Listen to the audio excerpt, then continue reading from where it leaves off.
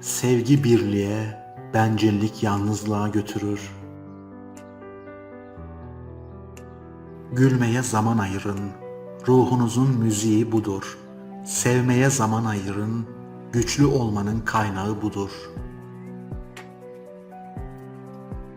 Kalbinizde yeşil bir ağaç bulundurun, belki şarkı söyleyen bir kuş gelip konar. Geçmişi değiştiremezsin ama gelecek daha elinin içindedir. Bir gün kalkacaksınız ve hep hayal ettiğiniz şeyleri yapmaya vakit kalmamış olacak. Şimdi tam zamanı, harekete geçin. İyi gitmeyen bir evliliği kurtarmak için çocuk yapmak, batmaya başlamış bir gemiye yeni bir yolcu almaya benzer. Oysa her çocuk güvenli bir gemide yolculuk yapmayı hak eder. Ben dalgın insanları çok severim. Bu onların iyi olduklarını, fikir adamı olduklarını gösterir. Zira kötüler ve boş kafalılar her zaman uyanıktırlar. Kalp denizdir, dil de kıyı. Denizde ne varsa kıyıya o vurur. Başkalarının yolunda yürüyenler ayak izi bırakamazlar. Size sıradan biriymişsiniz gibi davranan hiç kimseyi sevmeyin. Geriye dönüp bakarak vaktini boşa harcama. O yöne gitmiyorsun. İnsanlar konusunda daha az, fikirler konusunda daha çok meraklı olun. Tüm cevapları bildiğini zanneden insana tüm sorular sorulmamıştır. İmkansızlık yalnız tembellerin sözlüğünde bulunan bir kelimedir.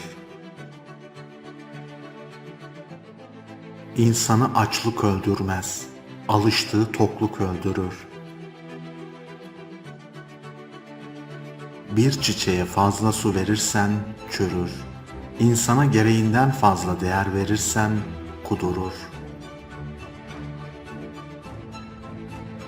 Daha iyi olanı değil, sana kendini daha iyi hissettireni seçmelisin.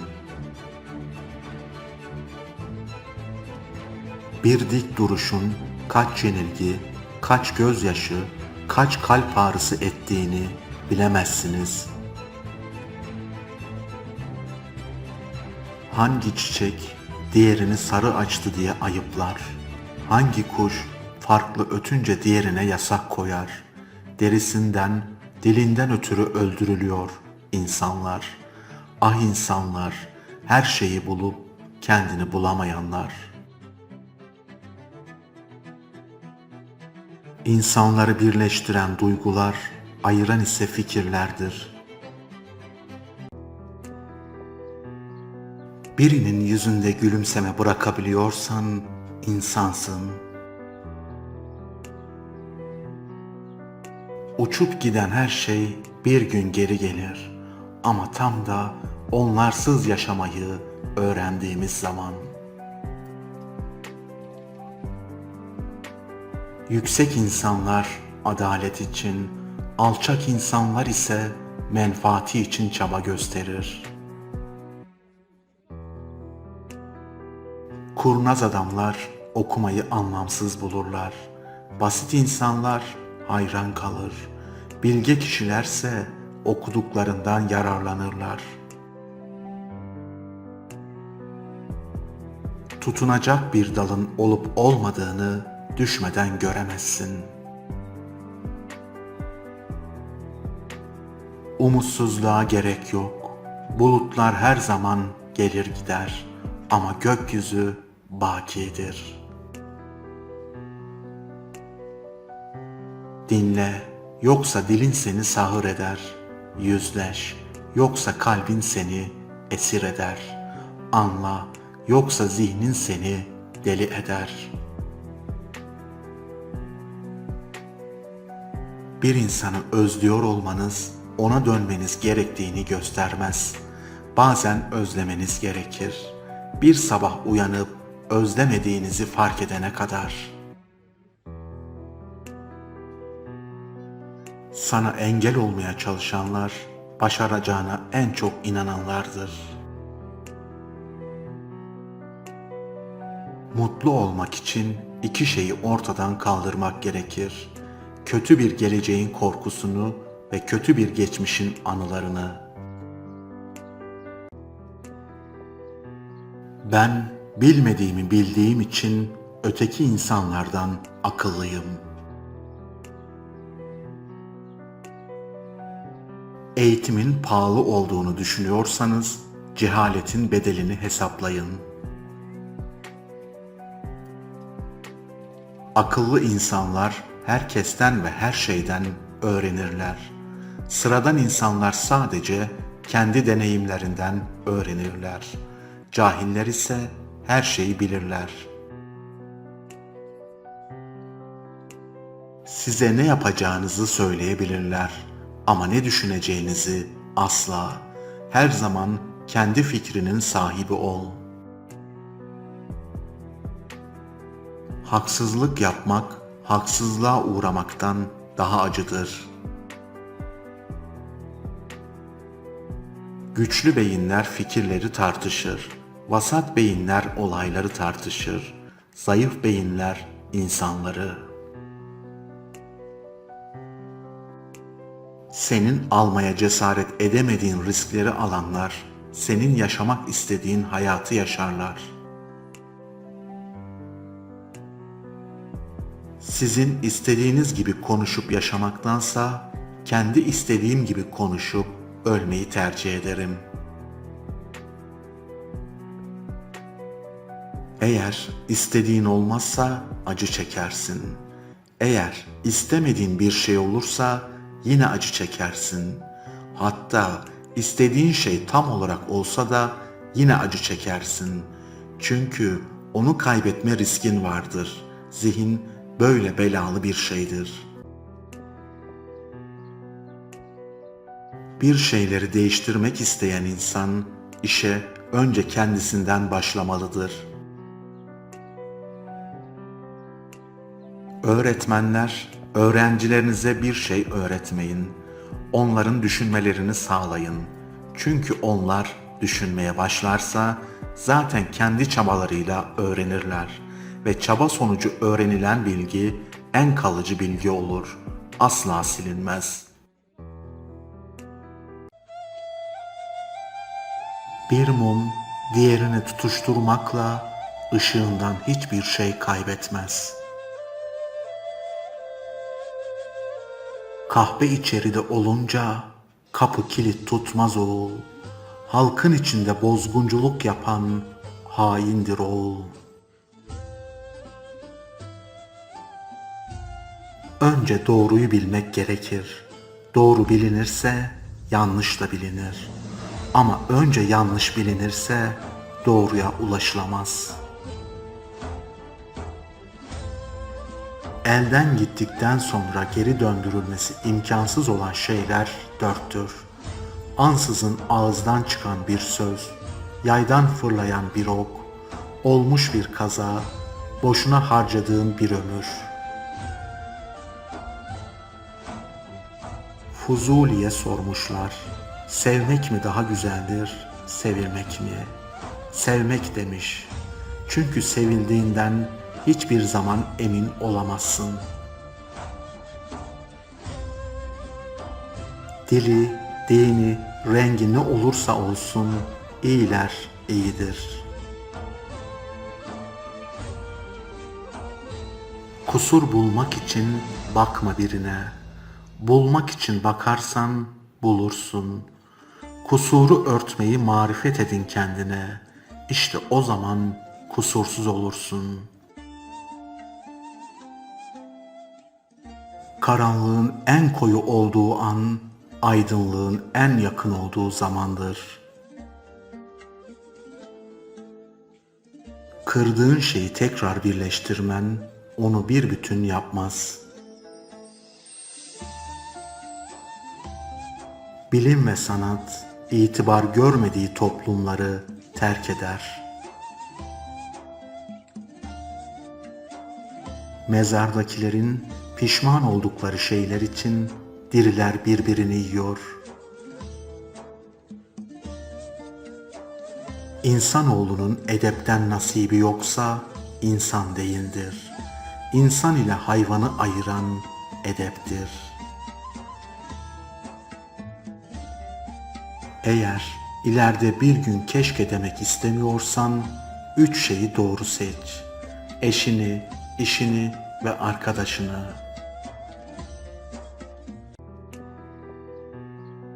Vefasız insan kuru bir ağaca benzer. Ne meyvesi olur ne de gölgesi.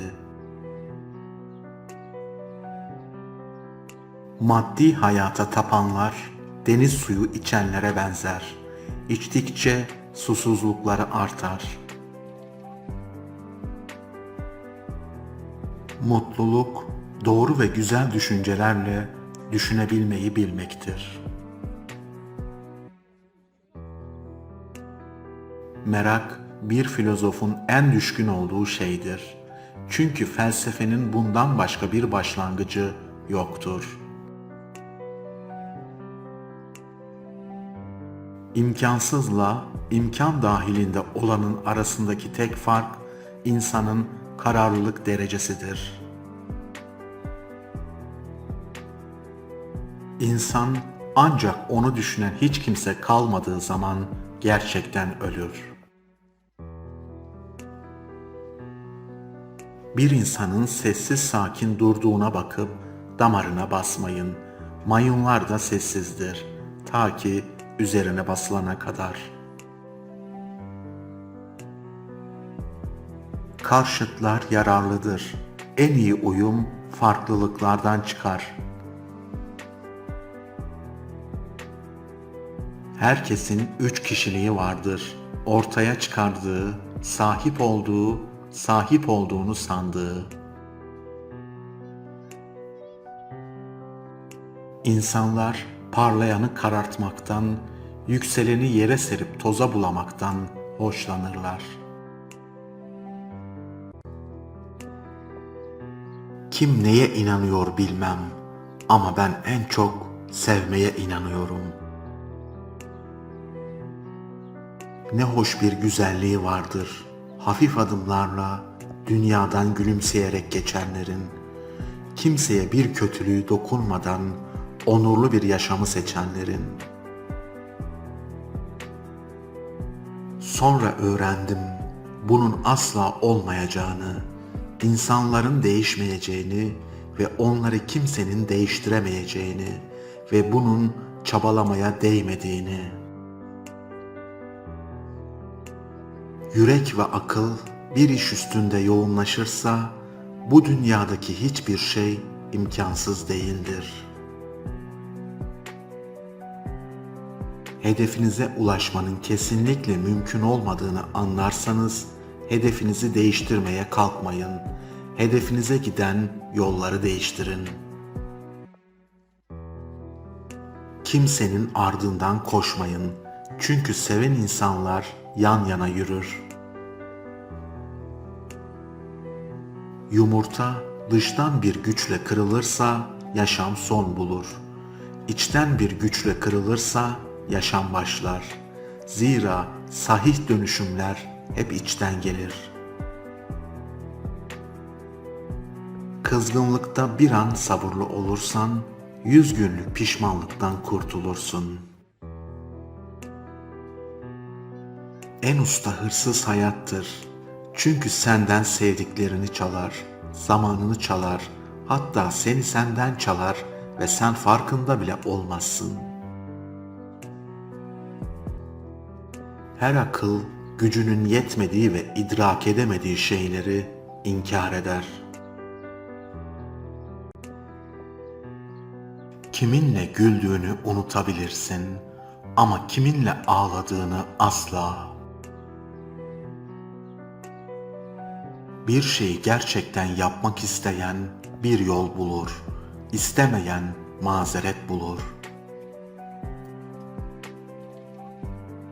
Çoğunluğun ona inanması, bir yanlışın yanlış olduğu gerçeğini değiştirmez. Çok kişiyle konuş, az kişiyle düşün, tek başına karar ver.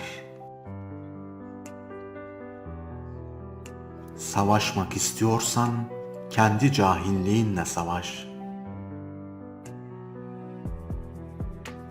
Kendine gel, altı üstü bir insansın, hepsi bu. Vazgeçilmez sanma kendini, toprağın altı kendini vazgeçilmez sananlarla dolu. Hayatta en kötü şeyin yalnız kalmak olduğunu düşünürdüm. Değilmiş. Hayatta en kötü şey seni yalnız hissettiren insanlarla olmaktır. Düştüğümüz kuyular sandığımız kadar dipsiz değil aslında. Tutunmaya çalıştığımız ipler çok kısa. Düşünmeden konuşmanın cezası sonradan düşünmeye mahkum olmaktır. Ne kadar yaşayabileceğini biliyor musun? O halde sarıl sevdiğine son nefesin gibi.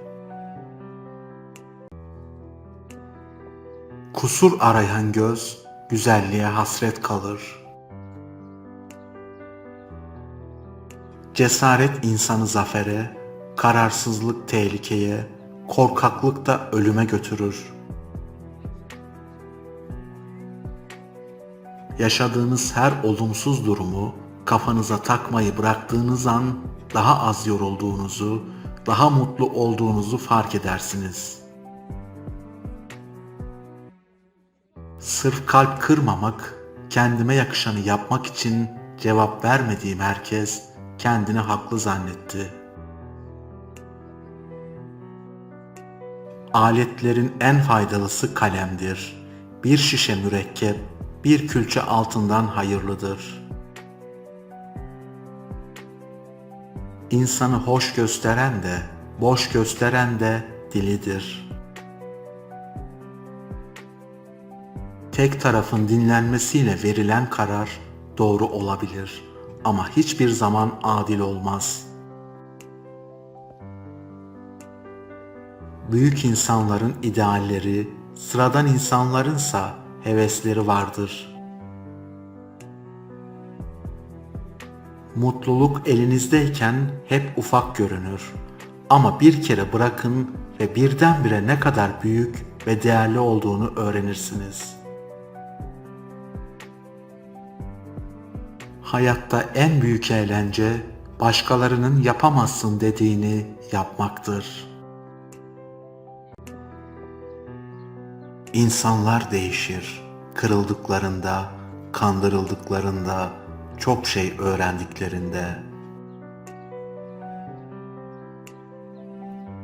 Aklında fikir olmayanın dilinde küfür, kalbinde muhabbet olmayanın elinde şiddet olur. Kendini gereksiz yere, gereksiz zamanlarda, gereksiz insanlar için yoruyorsan, en gerekli zamanda en değerlinin sadece kendin olduğunu çok gereksiz bir acıyla anlarsın. Hayvanlar açken tehlikeli olur, insanlarsa tokken tehlikeli oluyorlar. Akıttığın gözyaşlarını silmek yerine akmasına neden olanları sil hayatından. En tehlikeli insan tipi, yalnızlığı geçene kadar sizinle olan, sonrasında kendi yoluna bakan insan tipidir. Hiçbir başarımı tesadüfe borçlu değilim. Buluşlarım da tesadüfün değil, çalışmalarımın eseridir. Bugünkü aklım olsaydı, dün yaptıklarımı yapmazdım. Ama dün yaptıklarımı yapmasaydım, bugünkü aklım olmazdı. Bedenler yerine ruhları görebilseydik, sevgi anlayışımız nasıl da değişirdi. Kendinizi başkasına anlatmayın. Sizi sevenin buna ihtiyacı yoktur. Sevmeyen de inanmayacaktır zaten. Ayakkabılarım olmadığı için üzülürdüm. Ta ki sokakta ayakları olmayan adamı görene kadar. Her zaman bir umut vardır. Güzel şeyler olsun istiyorsan eğer, bana en önce kendini inandır. Zaman kısa ve hayat adil değil. Bu yüzden sahip çıkın, çaldırmayın. Emeğinizi, enerjinizi, zamanınızı, gülümsemenizi. Hayatın en güzel günleri daha erken demekle geçer. Sonra çok geç olur. Sadece derin sevgisi olanlar derin acıları hissedebilirler. Bu dünyanın acilen ve her türden barışçı, iyileştirici, onarıcı, öykücü ve sevgi dolu insanlara ihtiyacı var. Ahlaken denginiz olmayan arkadaşlar edinmeyin. Hayat ne aşk davasıdır ne de ekmek kavgasıdır. Hayat insan kalabilme mücadelesidir. Şerefinle, namusunla, onurunla. İyi dostlar, iyi kitaplar, bir de huzurlu bir vicdan, işte ideal hayat. Kalp bir kez kırıldı mı hiç kimseye aldırmaz ve hiçbir şeyi umursamaz. Belki mutluluğun sonu ama huzurun başlangıcıdır bu. Her şeyden önce karşındakinin de insan olduğunu ve onun da kırılıp üzülebileceğini bilmelisin. Sevmek, birini bulmak veya kazanmak değil, bir başkasında kendini bulmaktır. Hayatta en büyük hediye sağlıktır. En güzel tavır kanaat, en iyi ilişki ise sadakattir. Sevinç kapısının anahtarı sabırdır. Ne kadar bilirsen bil, söylediklerin karşındakilerin anlayabileceği kadardır. İnsanın yanında ilaç gibi insanlar olmalı. Ağrılarını dindiren, yan etkisi olmayan. İnsan her zaman kahraman olamaz ama her zaman insan olabilir. Herkes yanlış yapar. Ancak ahmaklar yanlışlarında direnirler. Tutunamadığın dalda yaprak olmaya çalışma. Kimseye zorla sevdiremezsin kendini. Düşünebilen herkesin insan olması, insan olan herkesin düşünebildiği manasına gelmiyor ne yazık ki. Daima haklı olduğunuzu düşünürseniz, yaşadığınız hayattan hiçbir şey öğrenemezsiniz. Mutluluğun sırrı daha fazlayı aramakta yatmıyor, daha azından keyif alma kapasitesini artırmada yatıyor. Mutluluğun tek yolu, iradeniz dışındaki şeylere üzülmekten vazgeçmektir.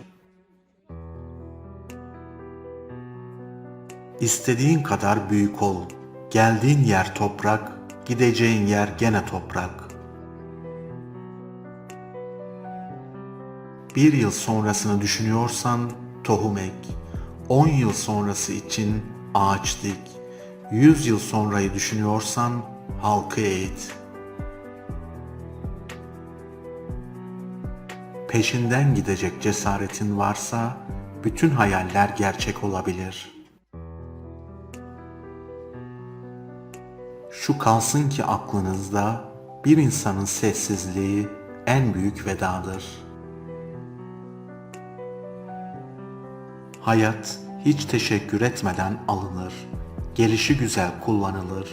Farkında olmadan yitirilir. Unutma, bir yerin artık senin olmadığını hissettiğinde veda et. Çirkin kadın yoktur, güzel görünmesini bilmeyen kadın vardır. Kötü çocuk yoktur, kötü terbiye edilmiş çocuk vardır. Şefkatsiz insan yoktur, annesiz insan vardır. Başarısız insan yoktur, pes eden insan vardır. İhtiyaç yoktur, istek vardır. Fakirlik yoktur, doyumsuzluk vardır. Suda boğulmak yoktur, yanlış gemide bulunmak vardır. Ağzınızdan çıkan her sözün doğru olması şarttır. Ama her doğru şeyin söylenmesi şart değildir. Hayat bana ne yaşatırsa yaşatsın, karşıma ne kadar kötü insan çıkarsa çıksın, ne kadar canım acırsa acısın, şu 3 şeyden asla vazgeçmeyeceğim. Kendim olmaktan, iyi olmaktan ve nefes aldığım her saniye için mutlu olmaya çalışmaktan. Toprak bir gün yağmurun kıymetini anlayacak. Fakat o gün yağmur yağmayacak. Duvarı yıkmaya gücüm yetmiyorsa kendimi parçalayacak değilim elbette. Ama önümde duvar var diye boyun eğmeyi de kabullenemem. Dünyada 5 şeyi uygulayabilirsen insanca olursun. Saygı, yüce gönüllülük, doğruluk, berraklık, ele açıklık. Ne yaşarsanız yaşayın, birine en son davranış şekliniz, onda bıraktığınız tek fotoğraftır. Mücadele eden yenilgiye uğrayabilir. Mücadele etmeyen zaten yenilmiştir. Gidişata bakıp üzülme, sabırlı ol. Sabır acıdır, fakat meyvesi tatlıdır.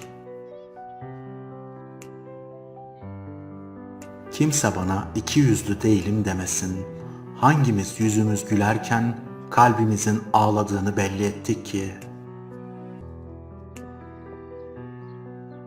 Aslında hiç kaybetmedim. Sadece sistemin istedikleri kazandı. Meteliksiz olabilirim ama niteliksiz değilim. Güzel olan hiçbir şey zahmetsiz elde edilmez. Sana ihtiyacım var dediğiniz kişi niçin diyorsa gelmez. Ne zaman diyorsa gönülsüz gelir. Neredesin diyorsa mutlaka gelir. Herkesin iyi olduğu bir konu vardı hayatta. Benim ise bugüne kadar en iyi olduğum konu hep kaybetmek oldu. Bilgelik, bundan sonra ne yapılacağını, beceri nasıl yapılacağını bilmektir. Erdem ise yapmaktır. Hayatta duygularını ve sevdiğini söylemeyi erteleme. Çünkü hayat planladığın gibi gitmeyebilir. Yarın hiç olmayabilir. Özgüveni yüksek insanlar başkalarından üstün olmaya çalışmaz. Değerlerini, kendilerini başkalarıyla kıyaslayarak ölçmeye çalışmazlar. Onlara mutluluk veren tek şey kendileri olmaktır. Başkalarından üstün olmak değil. Taşı delen suyun gücü değil, damlaların sürekliliğidir. İnsanlar sizi sadece aynı yerden canları yandıklarında anlar. Sadece yaşamak yetmez dedi kelebek. Gün ışığı, özgürlük ve küçük bir çiçek de gerek. Sen kendini biliyorsan, bil ki kendini bilmezlerin söyledikleri anlamsızdır. Unutma, gereksiz eleştiri sadece gizli hayranlıktır. Çabasını göremediğiniz hiç kimsenin samimiyetine inanmayın. Esas olan hissettirmektir. Her bildiğini söyleme, her söylediğini bil. Yavaş gitmekten korkma, öylece durmaktan kork. Uygulamaya koymadıkça hiçbir bilginin değeri yoktur. Hiçbir çiçek ne kadar güzel koktuğunu kanıtlamak için dalından kopmaz. Kendinizi göstermek için özünüzden kopmayın. Bırakın var olduğunuz yerde bilsinler değerinizi. Koparsanız solarsınız. Çocuklar ırk ve din bilmezler. İnsan ayrımı yapmazlar. Ölçütleri sevgidir. Nefreti büyüklerden öğrenirler.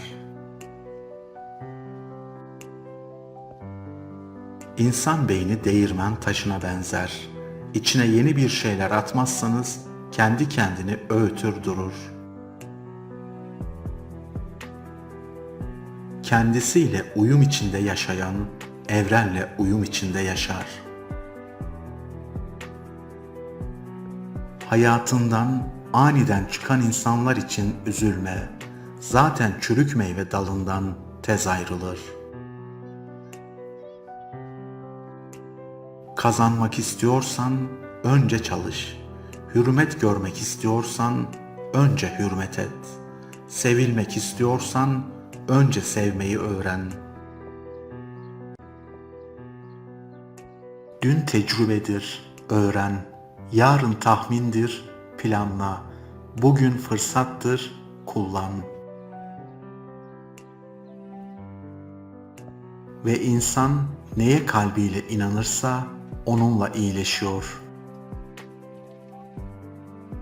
Saygı olmadan sevgi dengesini kaybeder.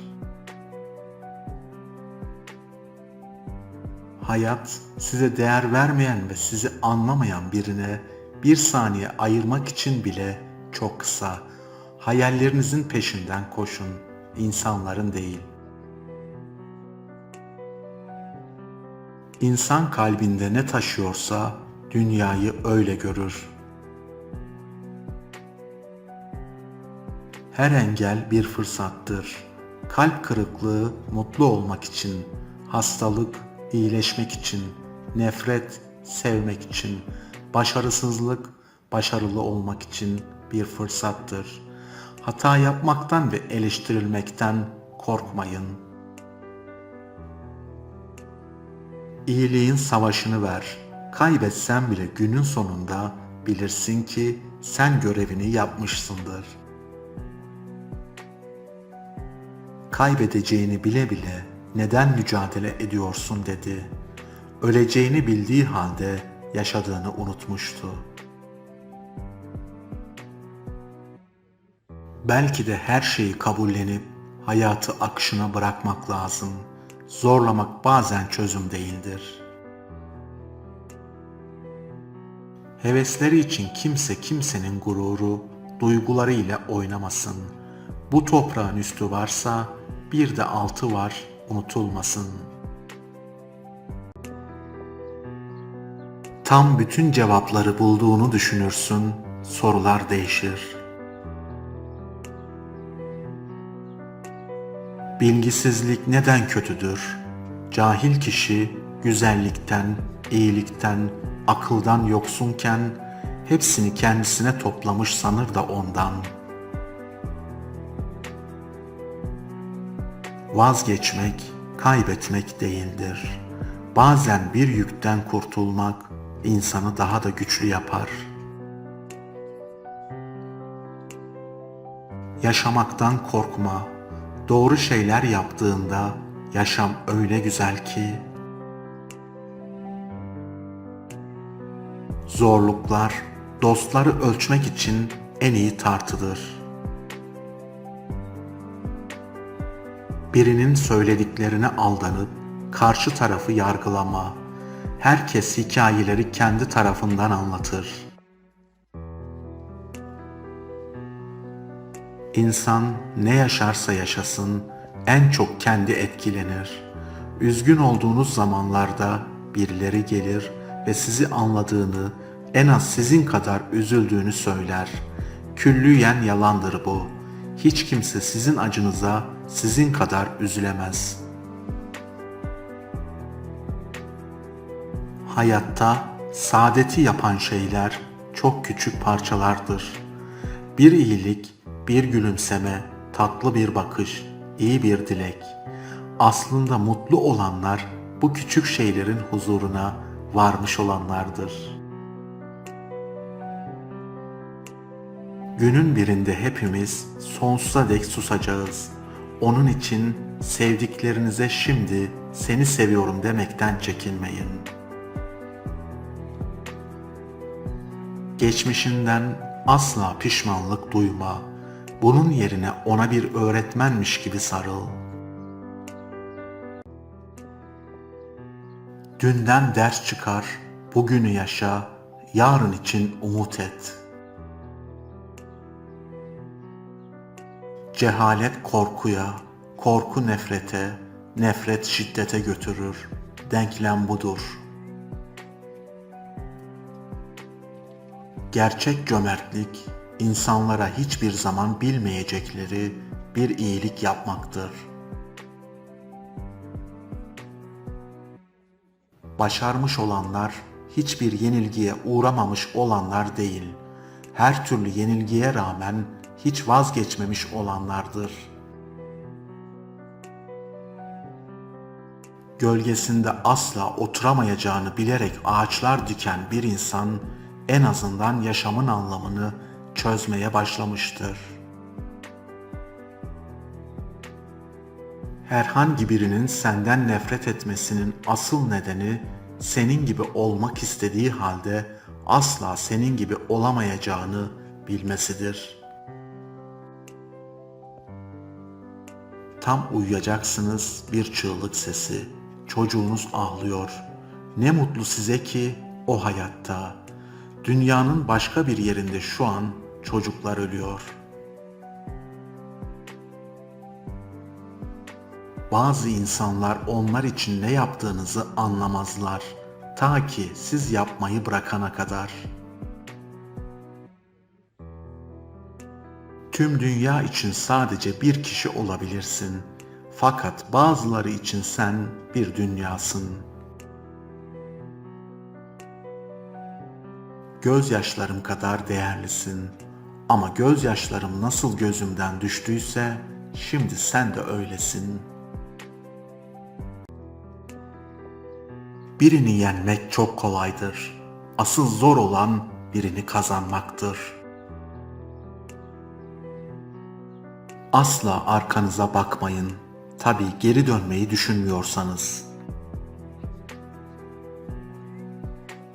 Sevgi ektiğiniz yerde sevinç büyür. Çalışmak bizi şu üç büyük beladan kurtarır.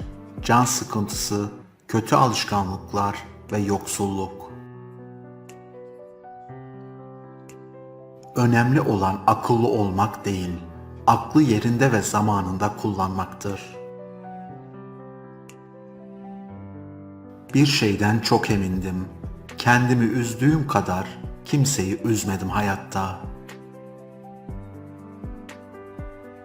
Borcuna sadık ol, sözünden dönme ve yerine getiremeyeceğin vaatlerde bulunma.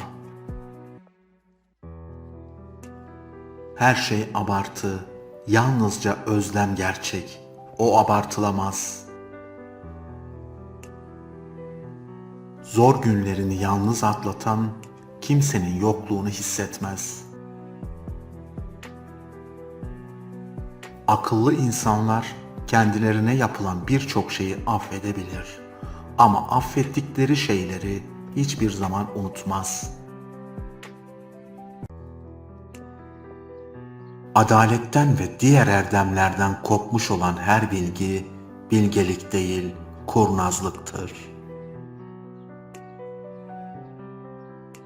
Sağlam çocuklar yetiştirmek, bozulmuş yetişkinleri düzeltmekten kolaydır. Sabırlı olun, iyi şeyler bir gecede olmuyor. Beklediğinize değeceğini zaman size ansızın gösterecektir. Yanında kimsenin olmamasından ziyade seni anlayabilecek kimsenin olmamasıdır asıl yalnızlık. Bıraktığın yerde olabilirim ama bıraktığın gibi değilim. Bir kadın sana ağlayarak git diyorsa yapman gereken tek şey kalmaktır. İyi kararlar tecrübe sayesinde alınır. Tecrübe ise kötü kararlar sayesinde kazanılır. Üzülme evlat, kaybettim sandıkların, kurtulduklarındır belki de. Sözleri tutmanın en iyi yolu hiç söz vermemektir. İnsanlarla yüz yüze konuşarak her sorunu halledebilirsin. Ama bazı insanlar gelir önüne, hangi yüzüne konuşacağını bilemezsin. Eğer bu hayat gerçekten güzel olsaydı, herkes büyük bir sevinçle uyanır ve hiç istemeyerek uyurdu. Oysa durum bunun tam tersi. Bir insanı neden sevdiğiniz sorusuna cevap bulamıyorsanız, onu gerçekten seviyorsunuzdur. Hayatta yapılacak o kadar çok hata var ki, aynı hatayı yapmakta ısrar etmenin bir anlamı yok. Her zaman dürüst olma cesaretini gösteren bir insan, hiçbir zaman yalan söyleme ihtiyacı duymaz. Mesafeli olmanın en iyi yanı budur. Kararlarını sorgulayamazlar, düşüncelerini yargılayamazlar ve sen izin vermedikçe hayatına dahil olamazlar. Herkes yalnız kendi vicdanıyla savaşmış olsa, dünyada hiç savaş olmazdı. Yola çıktıklarını, yolda bulduklarına değişirsen, hem yolunu kaybedersin, hem dostunu. Bilmeden yapılan hata yanlışlıktır. Bilerek yapılan hata ise ihanettir. İnsan kalbinde ne taşıyorsa, dünyaya bakınca onu görür. Size ne yapacağınızı söyleyebilirler ama ne düşüneceğinizi asla. Bozulduğu zaman insandan daha korkunç bir yaratık yoktur. Davranış, herkesin kendi yüzünü gösterdiği bir aynadır. Kendini bulmak, başkalarının seninle ilgili ne düşündüklerinden kurtulmaktır. Gözleriyle görüp kendi kalpleriyle hisseden çok az kişi vardır. Eğer hayatını değiştirecek tek bir insanı arıyorsan aynaya bak. Güzelliği görebiliyorsan bunun nedeni sadece senin içinde güzellik taşıdığın içindir. Çünkü dünya herkesin kendi yansımasını, gördüğü gibidir. Hiçbir zaman senden daha fazlasını yapan biri tarafından eleştirilmeyeceksin. Hep senden daha azını yapanlar seni eleştirecek. Şu kokuşmuş dünyada her şeyden şüphe edin ama bir annenin çocuğuna duyduğu sevgi hariç. İki şekilde yaşanır hayat. Ya yaşadığın her kötü olaya oturup üzülür, kendine yazık edersin ya da yaşadıklarından öğrenmen gerekeni öğrenir, yoluna devam edersin. Uzaktan mühimmiş gibi görünen birçok insanın yakından değersiz oldukları anlaşılır. Hissedebilenlerle susarak da anlaşabilirsiniz. Dilin küstüğüne kalbin saatlerce konuşur.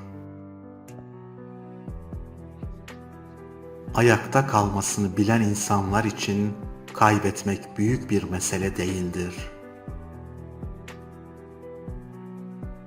En büyük hakaret, kırdığın kalbi tamir etmeden hiçbir şey olmamış gibi davranmaktır.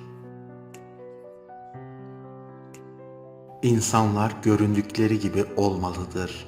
Eğer değillerse hiç görünmesinler daha iyi. Özgüven, beni beğenecekler diyebilmekten ziyade, beğenmeseler de sorun değil diyebilmektir. Devlet gemiye, halk da suya benzer.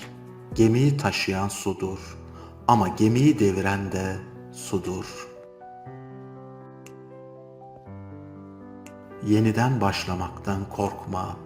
Bu sefer sıfırdan değil, tecrübelerinden başlıyorsun. Yanılgı insanlar içindir. Ancak silginiz kaleminizden önce bitiyorsa fazlaca yanlış yapıyorsunuz demektir. Bir insanın değişmesini beklemek insanı en çok yoran şeydir. Bazılarımız dayanmanın bizi güçlü kıldığını zanneder ama bazen bizi güçlü yapan bırakmaktır. İnsanların yüzüne iyi bakın. Acısı çok olanın gülüşü çok güzel olur. Samimi ol fakat sakın laubali olma. Vicdanımız yargıçtır. Biz onu öldürmedikçe. Hiç kimse akıl almak istemez. İstedikleri sadece teyit edilmektir. Küstahlık, zayıf insanın güçlü olma taklididir. Kazanmak ya da kaybetmek hangisi daha iyidir? Kazanmak bazen kayıptan daha fazla sorun demektir. Kayıp bazen kazançtan daha fazla yarar sağlayabilir. Kendini yargılamak, başkalarını yargılamaktan daha güçtür. Kendini yargılamayı başarabilirsen, gerçek bir bilgesin demektir.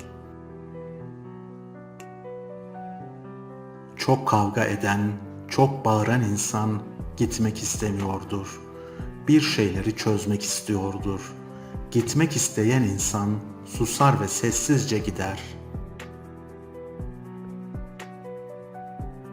Kendini yetiştirebilmiş insanlar yapabileceklerinden fazlasını söylemeye utanırlar. Ama cahil insanlar olduklarından fazlasını söylemeye utanmazlar. Zira gününün 2/3'ünü kendisine ayırmayan herhangi biri, kim olursa olsun, ister devlet adamı, ister iş adamı, ister resmi görevli, ister bilgin olsun, aslında bir köledir. Durmadığın sürece Ne kadar yavaş gittiğin önemli değil. En tehlikeli düşman, düşmeni bekleyen dostundur. Bazı yenilgilerin nedeni, insanların işi yarıda bıraktıklarında başarıya ne kadar yakın olduklarını bilememeleridir. Dünyada gerçeği konuşmak kadar zor, yalakalık yapmak kadar kolay bir şey yoktur.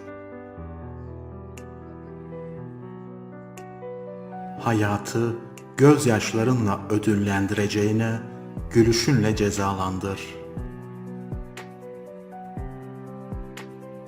Her insan yerini ve değerini kendi belirler. Sözleriyle, davranışlarıyla, yaptıkları ve yapmadıklarıyla. Küçük şeylere gerektiğinden fazla önem verenler, elinden büyük iş gelmeyenlerdir. Bir yalana denk gelmesin insan, sonra binlerce doğruyu sorgulamak zorunda kalıyor. İyi insan nasıl olmalı diye tartışarak daha fazla vakit kaybetme. İyi insan ol. Önce odanı topla, dünyayı sonra düzeltirsin.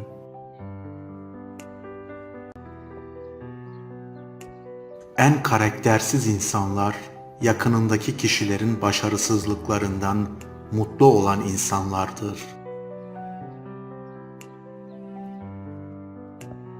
Bil ki önemli değildir kaç kez yenildiğin. Çünkü asıl önemli olan kaç yenilgiden sonra yeniden doğrulabildiğin. İnsanlığa olan inancını yitirmemelisin. İnsanlık bir okyanustur. Bazı damlalar kirli diye okyanus kirlenir mi hiç?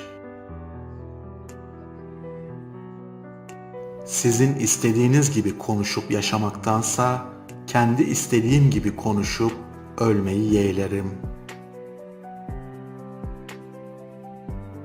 Bir insan sürekli övünüp duruyorsa kendini başkalarından aşağı gördüğündendir. Beyin sadece en çok söylediğiniz şeye inanır. Ona kendiniz hakkında ne söylerseniz onu oluşturacaktır. Başka seçeneği yoktur. Her şeyin en iyisine sahip olan değil, sahip olduğunun tadını çıkaran mutludur.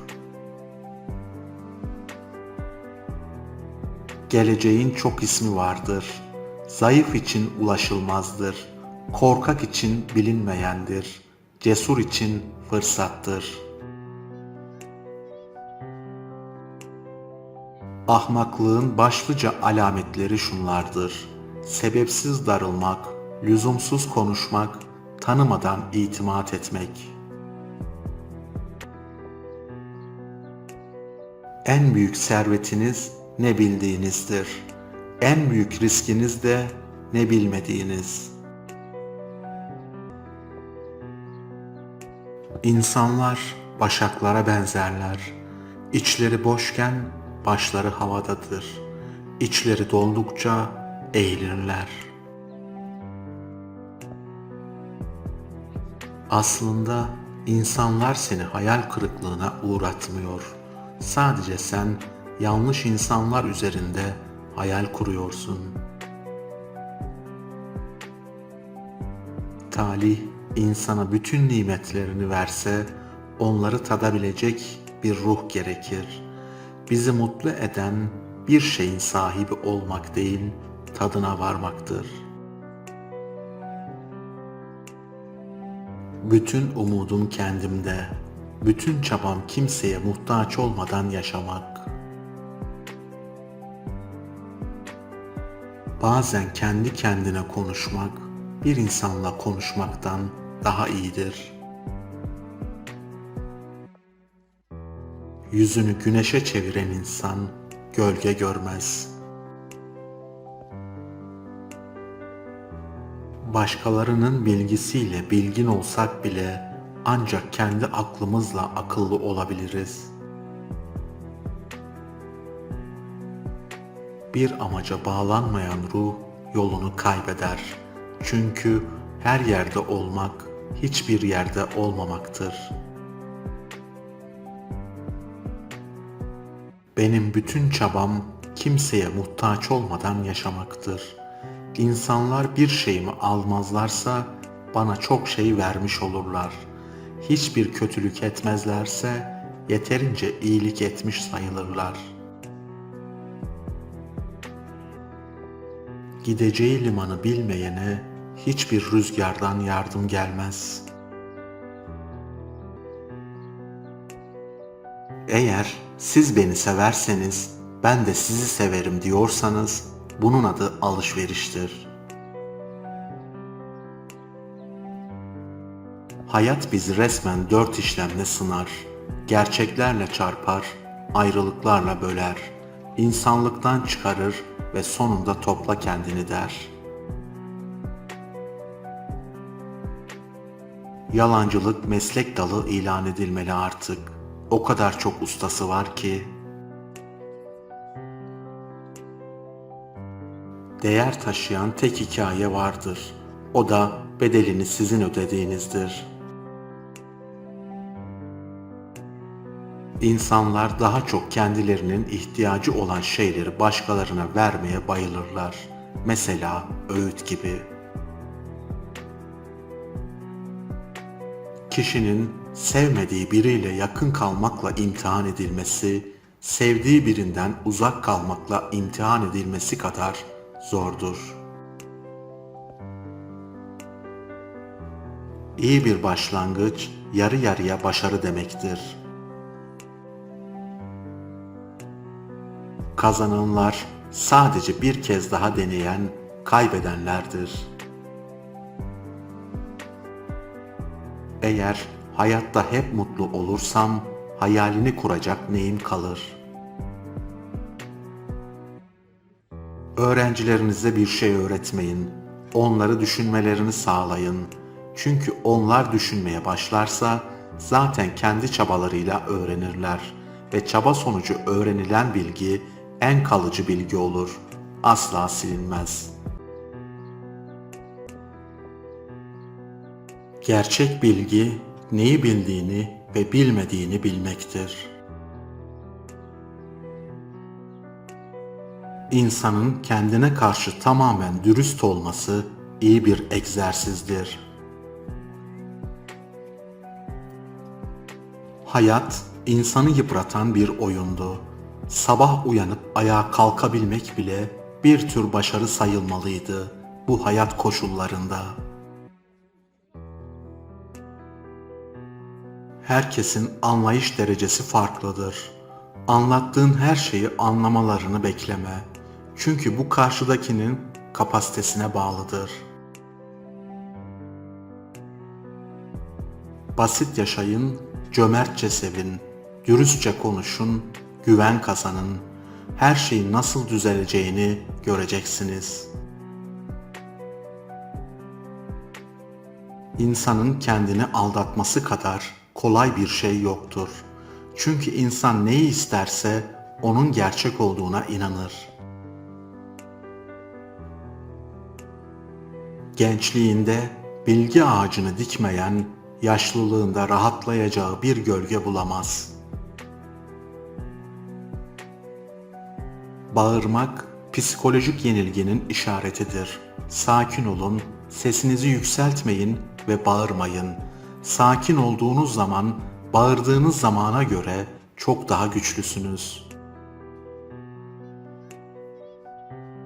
Bir ağacın altında dinleniyorsan, gölgeleniyorsan, bu bir arkadaşlık sayılır.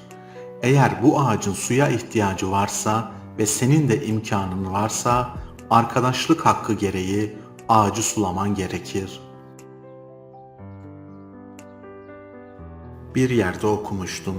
İnsanın dostu yoktur, saadetin dostu vardır diyordu. Her şey yolundayken herkes, herkesle beraber olur. Mühim olan Zor gününde yanında olabilecek dostu, sevgiliyi bulabilmek. İnsanın rengi karanlıkta belli olur.